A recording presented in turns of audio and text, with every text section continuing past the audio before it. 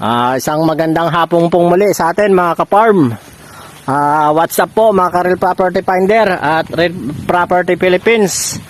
Andito po ako ngayon sa bayan ng Lopez. May binisita po akong property na may kabuang sukat po na humigit kumulang pong 5.8 hectares.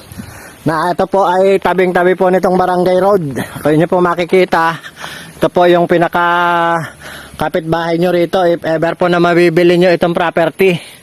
Bale, ito po ang hangganan to.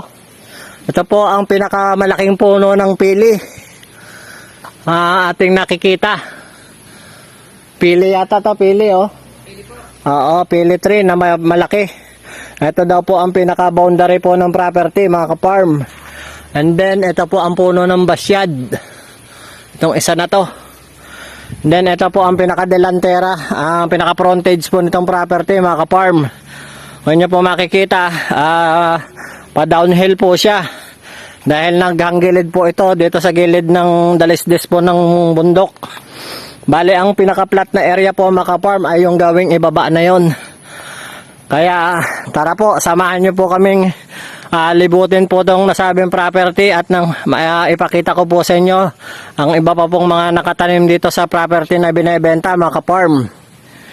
Bale, ito pong property mga ka-farm, kung inyo pong sasadyain mula po sa town proper po ng Lopez, Quezon, ay meron po tayong travel time po na almost 20 minutes po mga ka-farm.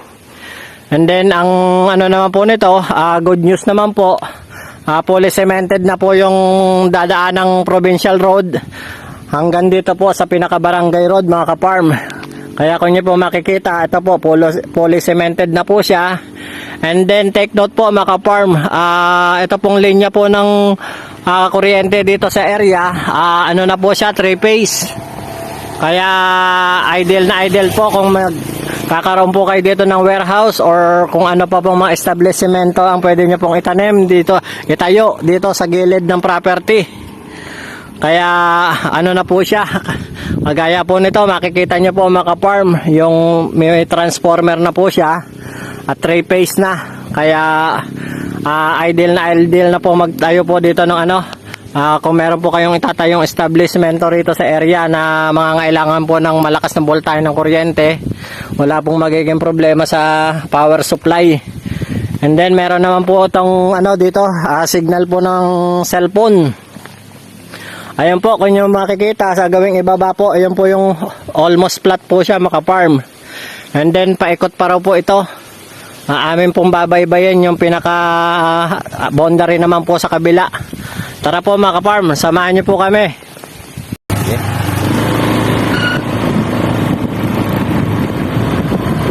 Wala naman na tayo tatalon po sa kami.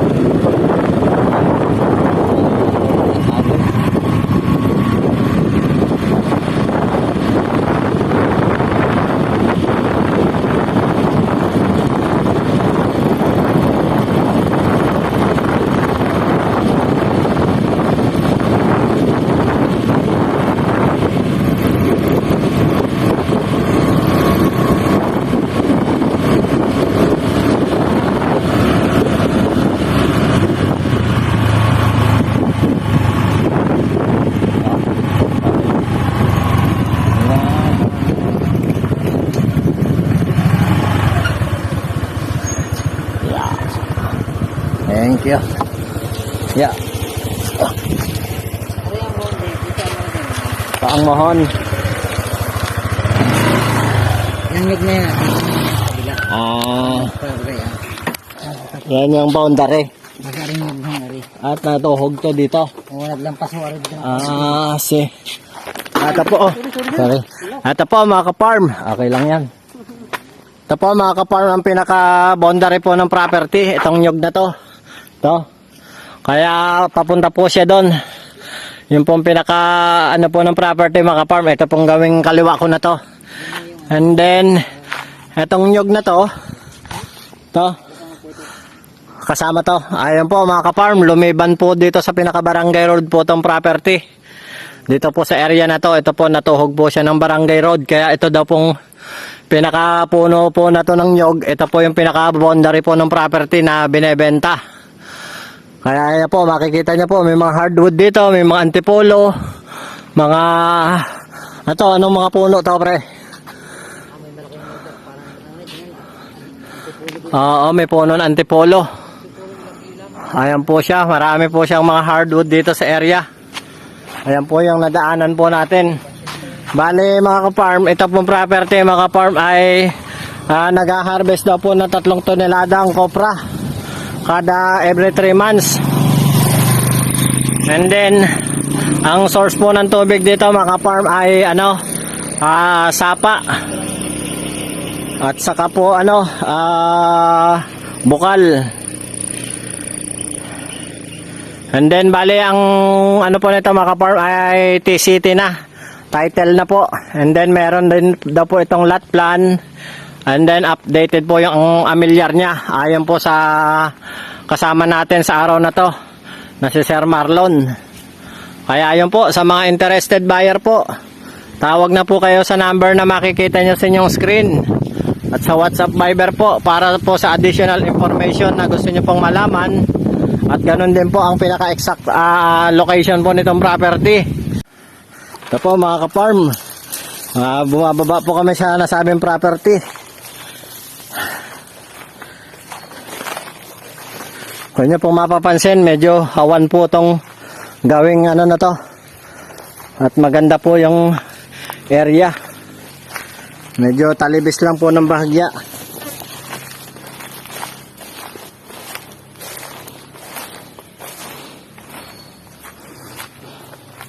Marami po siyang mga hardwood mga ka-farm, kagaya po ng malatubig, nara, antipolo, saka po may mga ilang puno po ng batino. At napakarami pong puno ng saging dito sa area.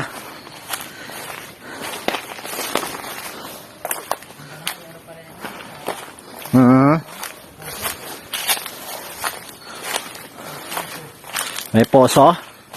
Ayan po, may deep well po sa baba.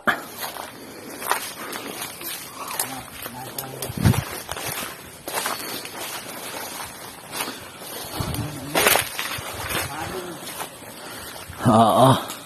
Ito po, dasik na dasik po siya sa puno ng nyog. Kaya sa aming puntansya, meron po itong mahigit 1,000 kapuno ng nyog. Ayan ho siya mga ka-farm. Lalaki ng puno. Dasik na dasik sa puno ng ng saging sa kanyog. May poso pa pala dyan, oh. Dito kasi yung maintenance sa Deep well. Ibig sabihin, yung kumuha ng tubig dito, nasa taas nakatira. Yung hirap, no? Pag-akyat ng tubig. Ayun, no, may akyatan dun, no. Sa mga interested buyer po, tawag na po kayo. Isang mapagpalang araw pong muli sa ating lahat, mga ka-farm. At God bless us all po sa ating lahat.